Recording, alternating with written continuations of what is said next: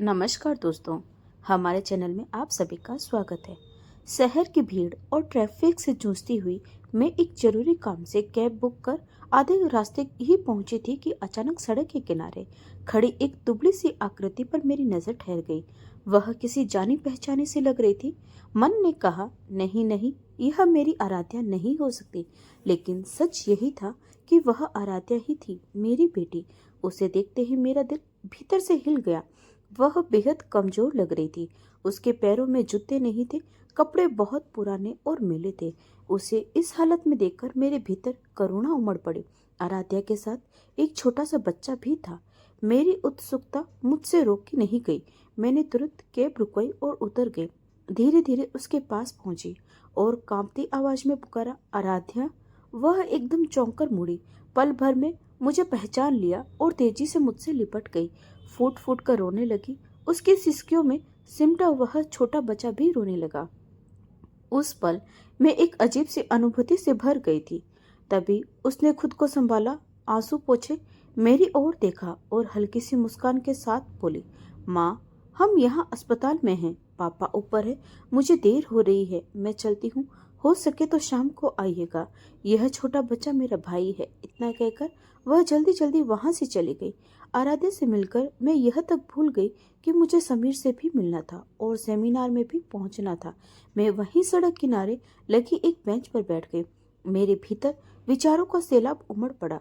कहाँ वह मुझसे नफरत करने वाली, कभी अभिमान से भरी गोरी चिट्टी सुंदर आराध्या, और कहाँ आज दुख और वेदना का बोझ ढोती बचपन में ही बड़ी हो गई वह बच्ची। अनायास ही मेरे आंखों के सामने नीलांश का चेहरा घूम गया। मेरे माता पिता ने उसकी सुंदरता और आकर्षक व्यक्तित्व से प्रभावित होकर मेरा विवाह उससे तय किया था। मैं पोस्ट ग्रेजुएटेड थी और एक कॉलेज में अध्यापन करती थी। नीलांश एक बैंक में कार्यरत था। हम दोनों ने एक दूसरे को पसंद करके विवाह किया था। विवाह के तुरंत बाद उसका तबादला नोएडा में हो गया था और हम वहां चले गए। शादी होते ही मैंने नौकरी छोड़ दी थी। हालांकि नीलांश को यह निर्णय अच्छा नहीं लगा था, पर मैं तबादलों की झंझट में पड़ना नहीं चाहती थी। नोएडा जैसे शहर में खर्चे लगातार बढ़ते ही जाते हैं। एक दिन नीलांश ने बात छेड़ी, आर्या, सारा दिन घर में बैठी रहती हो, तुम्हें घुटन महसूस नहीं होती? मेरा एक मित्र कह रहा था कि कॉलेज में हिंदी प्रधानाध्यापक का पद खाली है, कहो तो बात चलाओ। मैंने सहमति जताई और उसी ने भागदौड़ करके मुझे कॉलेज में नौकरी दिला दी। दिन बीतते गए और 6 वर्ष बाद आराध्या का जन्म हुआ। उसके जन्म के बाद सब कुछ बदल गया। नीलांश को बेटे से अत्यधिक लगाव हो गया था। जब तक वह 5 वर्ष की हुई तब तक मेरी सास हमारे साथ रही। एक विधवा सास का साथ हमारे लिए बहुत बड़ा सहारा था। मेरी और पति की तनख्वाह से गृहस्थी किसी तरह चल रही थी। मैंने पीएचडी के लिए पंजीकरण करवा लिया था। कॉलेज में प्रिंसिपल का पद खाली होने वाला था। मेरी पीएचडी पूरी होने में केवल 6 महीने शेष थे, इसीलिए पूर्व प्रिंसिपल ने मेरी सिफारिश भी की थी। मैं पूरी लगन से थीसिस समाप्त करने में जुटी थी कि अचानक मेरी सास का देहांत हो गया। नीलांश को माँ की मृत्यु से अधिक बेटी का अकेलापन खटकने लगा। उसने 13वीं होते ही कहा, मैं चाहता हूँ कि तुम नौकरी छोड़ दो। जब आराध्या बड़ी हो जाए तो फिर नौकरी कर लेना। मैं चौंक गई, फिर स्थिति संभालते हुए कहा, यह कैसे संभव है? हम जिस जीवन स्तर के आदी हो चुके हैं, मेरी तनख्वाह के बिना नोएडा जैसे शहर में केवल तुम्हारी आय से गुजारा कैसे होगा? नीलांश ने सरलता से कहा, तो कम से कम पीएचडी छोड़ दो। देर से घर आओगी तो आराध्या बहुत दुखी होगी। वह दिन भर अकेली कैसे रहेगी? मैंने गंभीर स्वर में उत्तर दिया, 4 महीने में मेरी थीसिस पूरी हो जाएगी। उसके बाद मैं प्रिंसिपल का पद संभालूंगी। कॉलेज की ओर से वही आवास भी मिल जाएगा। तब आराध्या की परवरिश में कोई बाधा नहीं आएगी। उस समय नीलांश खामोश रह गया, पर उसके मन में ज्वालामुखी सुलगने लगा था। मैंने आराध्या को कॉलेज के पास स्थित शिशु सदन में छोड़ना शुरू कर दिया। मैं रोज सुबह उसे वहां छोड़ आती और शाम को नीलांश उसे ले आता। मुझे थीसिस का कार्य पूरा कर लौटने में अक्सर रात हो जाती थी। आराध्या उदास रहने लगी थी। उसकी चुप्पी कई बार मुझे भीतर तक कचोटती थी, पर मैं अपनी थीसिस अधूरी नहीं छोड़ सकती थी। हमारे बीच मन मुटाव बढ़ता चला गया और उस मासूम बच्ची का बचपन धीरे धीरे अनाथ सा होता गया। यह सब मुझे भीतर से बहुत पीड़ा देता था। लेकिन तब मुझे रास्ता दिखाई नहीं देता था। मैं तपाक से उतर देती तो मैं क्या करूं? यह तो होता नहीं कि कोई उचित सुझाव दो, बस सदा कोसते ही रहते हो। बात जब बहुत बढ़ जाती तो वह कहता कि तुम अपनी थीसिस को अपनी बेटी की परवरिश से ज्यादा जरूरी समझती हो। कैसी माँ हो तुम? मैं कहती, तुम मुझसे जलते हो। तुम्हारा अहम इस बात की इजाजत नहीं देता कि मैं तुमसे ऊंचे पद पर पहुंचूं। तभी तुम मुझे ताना देते रहते हो। यह मत भूलो कि मुझे नौकरी करने को तुमने ही कहा था। आराध्या सदा हम दोनों के आपसी झगड़ों के बीच बचाव करती। वह हमेशा एक ही बात कहती कि मैंने तो कभी कोई शिकायत नहीं की, मुझे लेकर आप लोग क्यों लड़ते रहते हैं। वैसे आराध्या चिड़चिड़ी सी रहने लगी थी। बात बात पर जिद करती। ऊपर से नीलांश उसे मेरे विरुद्ध हमेशा कुछ न कुछ कहकर भड़काता रहता। मुझे घर के माहौल में घुटन सी होने लगती, परंतु थीसिस अधूरी छोड़ने के लिए मैं कतई तैयार नहीं थी। मेरी बच्ची मेरे जिगर का टुकड़ा थी। एक दिन मैंने छुट्टी ले ली। घर में उसकी पसंद का हलवा और आलू की पूरियां बनाई। ये दोनों चीजें उसे बहुत अच्छी लगती थी। वह स्कूल से घर आई। मैं बड़े प्यार से उसे मेज के पास ले गई। उसने मेज पर रखी चीजें एक एक कर खोली, फिर बंद कर दी। मैं खुशी खुशी उसकी प्रतिक्रिया का इंतजार करने लगी। जब वह कुछ न बोली तो मैंने ही कहा, चल आराध्या, आज मैं तुझे स्वयं अपने हाथों से खिलाती हूँ। उसने पूछा, क्यों? आज मुझसे इतनी हमदर्दी क्यों? उसके शब्द शूल की तरह मेरे हृदय को भेद गए। मैंने कहा, बेटी कैसी बात करती है? मैंने तेरी पसंद की चीजें बनाई है, देख, हलवा और आलू की गर्मा गर्म पूरियां। उसने कहा, मुझे भूख नहीं है। मैंने पूछा, क्या हुआ, मुझसे नाराज है? वह बोली, अगर तुम मुझे हर रोज इस प्रकार का खाना खिलाओगी तभी मैं आज खाने को तैयार हूँ। मैं चुप हो गई। क्या जवाब देती? आखिर उसने ही चुप्पी तोड़ी। बोलो, जवाब दो, क्या हर रोज घर पर रह सकती हो? मैंने कहा, तब तो मुझे नौकरी छोड़नी पड़ेगी। तो नौकरी छोड़ दो तो हम तुम्हें वह सुख और आराम नहीं दे पाएंगे जो तुम्हें आज मिल रहा है।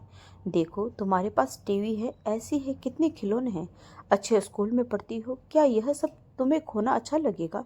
वह बोली, लेकिन पिताजी तो कहते हैं कि तुम्हें नौकरी करने की जरूरत नहीं है। मैंने कहा, वह यूं ही कहते हैं, तुम जब बड़ी हो जाओगी तभी ये बातें समझ पाओगी। वह बोली, क्या पता, लेकिन मुझे कुछ अच्छा नहीं लगता। तुम्हारा हर रोज देर से आना, फिर तुम्हारा और पिताजी का झगड़ा। यह कहते कहते उसकी आंखों से आंसू झड़ने लगे। मैंने बच्ची को आलिंगन में भींच लिया और फिर कहा, कहो तो मैं तुम्हें हॉस्टल भेज दूं। वहां तुम्हें खूब सारी सहेलियां मिलेगी, खूब मजा आएगा। उसने कोई जवाब नहीं दिया। उस रात मैंने नीलांश से इस बात का जिक्र किया। मुझे तो आश्चर्य होता है कि उस व्यक्ति से मैंने शादी की, कैसे की, वह कितना बदल गया था। कठोर, हृदयहीन और अहंकारी। उसने गुस्से में लगभग चीखते हुए कहा, कैसी माँ हो तुम? अपनी बच्ची को अपने से अलग करना चाहती हो?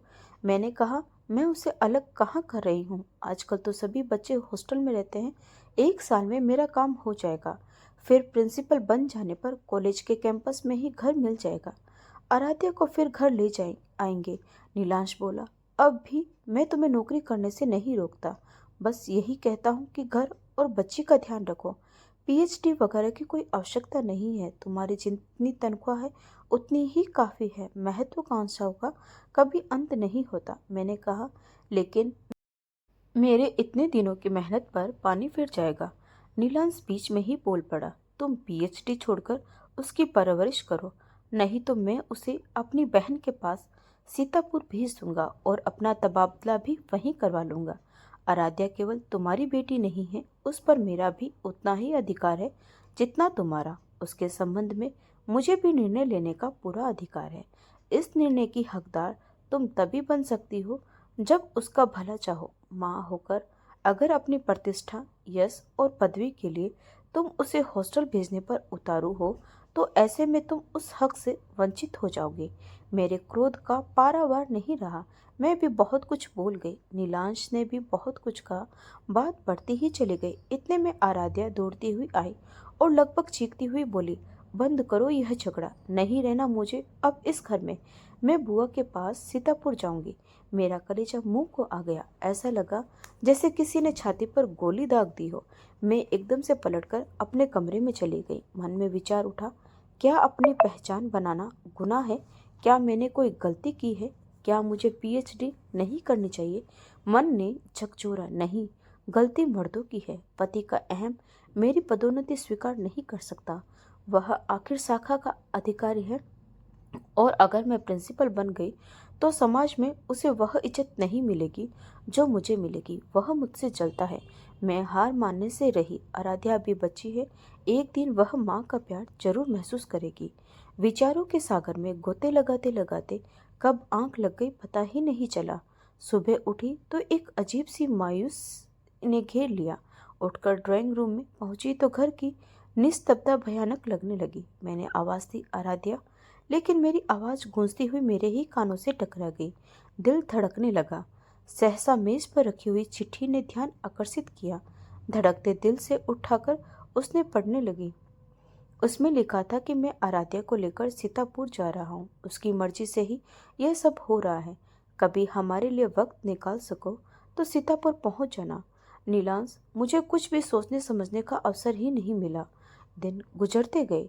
अपनी पीएचडी की समाप्ति पर उत्साहित हो मैं सीतापुर चली गई। मन मुझे दोषी ठहराने लगा। मैंने इन 11 महीनों में उनकी कोई खोज खबर नहीं ली थी। उन्होंने भी मुझे कोई पत्र नहीं लिखा था। उसने भी तो मेरी कोई खोज खबर नहीं ली थी। मैं भी तो व्यस्त थी। नीलांश मेरी मजबूरी जरूर समझ गया होगा। मैं जब घर जाऊंगी तो वे लोग बहुत खुश होंगे, सहर्ष मेरा स्वागत करेंगे। मन में आशा की किरण जगी, लेकिन तुरंत ही निराशा के बादलों ने उसे ढक दिया। क्या सचमुच वे मेरा स्वागत करेंगे? मुझे अगर घर में प्रवेश नहीं करने दिया तो? इसी संशय के साथ मैं सीतापुर पहुंचकर ननंद के घर में दाखिल हुई। ननंद विधवा हो चुकी थी। उसका अपना कोई नहीं था। आराध्या से उसे बहुत प्यार था। वह बहुत रईस भी थी, इसीलिए बड़ी शान से रहती थी। घर में नौकर चाकर की कोई कमी नहीं थी। मैंने डरते डरते भीतर प्रवेश किया। नीलांश बाहर बरामदे में खड़ा था। उसने मुझे देखते ही व्यंग्य भरी मुस्कान के साथ कहा, मेम साहब को फुर्सत मिल गई। मैंने जबरन अपने क्रोध को रोका और मुस्कुराते हुए अंदर चली गई। भीतर से ननंद की कठोर और कर्कश आवाज ने मुझे टोका, जिस परिवार से तुमने 11 महीने रिश्ता तोड़ दिया था, अब वहां क्या लेने आई हो? मैंने कहा, कब रिश्ता तोड़ा था? वह बोली, जब बच्ची को मेरे पास भेजा तो क्या संबंध तोड़ना नहीं हुआ? मैं हैरान हो गई, फिर भी अपनी भावनाओं को काबू में रखते हुए कहा, दीदी, मैं आपसे अपना अधिकार जताने या लड़ने नहीं आई हूँ। आराध्या कानूनन आज भी मेरी बेटी है। मैं केवल उसे लेने आई हूँ। सफर की थकान और मई की लू के थपेड़ों ने मुझे पहले ही पस्त कर दिया था। ऊपर से नीलांश के शब्दों ने मुझे और भी व्यथित कर दिया। उसने बेरुखी से कहा कि आराध्या को ले जाने का ख्याल अपने दिल से निकाल दो। वह तुमसे कोई संबंध नहीं रखना चाहती। मैंने आपा खोते हुए कहा, क्या इतने में आराध्या बाहर आई? लगभग 1 साल बाद मैं उसे देख रही थी। 11 वर्ष की आराध्या मासूम लग रही थी। मैंने सोचा कि वह मुझसे गले मिलेगी, रोएगी। अगर वह मुझे कोसती, रूठती, रोती, कुछ भी करती तो मैं खुश हो जाती, परंतु उसकी बेरुखी ने मुझे भीतर तक विचलित कर दिया। उसने कहा, माँ, क्या लेने आई हो यहाँ? शुक्र है तुम मुझे अभी माँ तो मानती हो। मैंने कहा, मैं तुम्हारे पास आई हूँ। मेरी पीएचडी पूरी हो गई है। जून से मुझे प्रिंसिपल का पद मिल जाएगा। कॉलेज के कैंपस में ही हमारा घर होगा। तुम्हें वहाँ बहुत अच्छा लगेगा। अब हम साथ साथ रहेंगे। उसने कहा, पिताजी हमारे साथ नहीं चलेंगे और मैं उनके बगैर नहीं रह सकती। क्या आप हमारे साथ यहाँ नहीं रह सकती? मैं कुछ भी न कह पाई। मेरा वजूद मुझे नौकरी छोड़ने से रोक रहा था। मैं तबादले की कोशिश करने को तैयार थी, प्रिंसिपल का पद छोड़ना को भी तैयार थी, परंतु नौकरी छोड़कर घर बैठ जाना मुझे स्वीकार नहीं था। मैंने फिर विनम्रता और स्नेह से कहा, बेटी, मैं तबादले की कोशिश करूंगी। तब तक तुम मेरे साथ रहो। 1 साल के भीतर हम यहाँ आ जाएंगे। आराध्या ने पलटकर पिता की ओर देखा। मुझे नीलांश पर बहुत क्रोध आया कि न जाने भाई बहन ने आराध्या से मेरे विरुद्ध क्या क्या कह दिया था। वह बेचारी अपने नन्हे से मस्तिष्क में विचारों का बवंडर लिए चुप रह गई। मेरी ननद ने कहा, अभी बच्ची को ले जाने की क्या जरूरत है? जब तबादला हो जाए तब देख लेंगे। अभी तो वह यहाँ बहुत खुश है। मुझे यह सलाह ठीक लगी और मैं अगली ट्रेन से ही नोएडा लौट आई। मेरे मन में आगे के कार्यक्रमों को लेकर योजनाएं बनने लगी। लौटते ही मैंने अपने तबादले के विषय में सेक्रेटरी से अनुरोध किया तो उन्होंने कहा, तुम्हारी प्रिंसिपल की नौकरी के लिए सिफारिश आई है, क्या यह सब छोड़कर सीतापुर जाना चाहोगे? मैंने कहा, परिवार की खुशी के लिए नारी को थोड़ा सा त्याग करना ही पड़ता है, तभी तो वह नारी होने का दायित्व निभा पाती है। लोगों ने मुझे बहुत समझाया पर मैं टस से मस्त नहीं हुई। लेकिन तबादले की अर्जी देते ही तबादला नहीं हो जाता, थोड़ा समय लगता है। फिर 1 महीने बाद मैं 4 दिनों की छुट्टी लेकर सीतापुर गई। वहां पहुंचने पर पता चला कि ननंद को कैंसर था और जब तक पता चला काफी देर हो चुकी थी। उनकी देखभाल के लिए रजनी नाम की नर्स रख ली गई थी। मैंने पति से पूछा, मुझे सूचना क्यों नहीं दी? क्या मैं इतनी गैर हो गई थी? नीलांश ने कहा, पता नहीं तुम छुट्टी लेकर आती या नहीं, और इस बीमारी में इलाज भी काफी दिनों तक चलता रहता है। उस समय भी मैंने यही सोचा कि शायद उसने मेरे बारे में ठीक निर्णय लिया होगा। मैंने अपने तबादले का जिक्र किया तो वह बोला, इस समय तुम्हारा तबादला करना ठीक नहीं होगा। दीदी बहुत बीमार है। रजनी उनकी देखभाल अच्छी तरह कर ही लेती है, वह इलाज के बारे में सब कुछ जानती भी है। आराध्या भी उससे काफी घुल मिल गई है। डॉक्टरों का कहना है कि दीदी 1-2 महीने से ज्यादा नहीं रहेगी। फिर मैं भी सीतापुर में रहना नहीं चाहता। मेरा अगला तबादला कहाँ होगा तुम वहीं आ जाना, यही ठीक रहेगा। मैं समझ ही नहीं पाई कि वह मुझसे पीछा छुड़ाना चाह रहा है या मेरी भलाई चाहता है। मैं जब भी आराध्या से कुछ बोलना चाहती, वह माँ मुझे परेशान मत करो कहकर भाग जाती। रजनी दिल से बहुत अच्छी लगती थी और दिखने में भी सुंदर थी। वातावरण कुछ बोझिल सा हो गया था। ननंद मुझसे ठीक तरह से बोलती भी नहीं थी। शायद वह बोलने की स्थिति में नहीं थी क्योंकि वह बहुत कमजोर और बीमार थी। मैं वहां 2 दिनों से ज्यादा नहीं रुक पाई। जब नोएडा लौटी तो मन में दुविधा थी कि क्या मुझे जबरदस्ती वहां रुक जाना चाहिए था, पर किसके लिए रुकती? सब तो मुझे अजनबी समझते थे। कुछ भी समझ में नहीं आ रहा था। मुश्किल से 10 दिन बीते होंगे कि नीलांश का पत्र आया। दीदी की मृत्यु उसी दिन हो गई थी जिस दिन तुम नोएडा लौटी थी। मैंने यहाँ से तबादले के लिए अर्जी भेज दी है। आगे कुछ नहीं लिखा था। मैंने संवेदना प्रकट करते हुए उत्तर भेज दिया। उसके बाद 1 महीना बीत गया। नीलांश ने मेरे किसी भी पत्र का उत्तर नहीं दिया। चिंता आतुर होकर मैंने बैंक मुख्यालय में फोन किया तो पता चला कि नीलांश 15 दिन पहले ही तबादला लेकर पुणे जा चुका है। उसने मुझे जाने की कोई सूचना नहीं दी थी। मेरा मन नीलांश की ओर से उचट गया। मुझे पुरुषों से नफरत सी होने लगी। इस प्रकार मुझसे दूरी बनाए रखने का क्या कारण हो सकता है, मेरी समझ में नहीं आ रहा था। 1 सप्ताह बाद नीलांश का पत्र देखकर मेरा मन आनंदित हो गया। बड़े उत्साह से मैंने पत्र खोला। अब तो मैं अपनी नौकरी छोड़कर भी अपनी बच्ची और पति के साथ लौटने के लिए बेताबू हो चुकी थी। कितनी अजीब होती है नारी। अपनी अस्मिता के लिए संघर्ष करते हुए परिवार से अलग हुई थी और अब उसी परिवार से जुड़ने के लिए सब कुछ छोड़ने को तैयार थी। लेकिन पत्र पढ़ते ही मेरा चेहरा फीका पड़ गया। ऐसा लगा मानो हजारों बर्छियां शरीर को छलनी कर रही हो। बड़े ही अन्यन विनय के साथ कड़वी दवा पर मीठी टिक्कियां चढ़ाकर पत्र लिखा गया था। सार यही था कि वह रजनी से विवाह करना चाहता है और रजनी के गर्भ में उसका बच्चा है। वह मुझसे तलाक चाहता है। मेरी समझ में सारी बातें आ गई।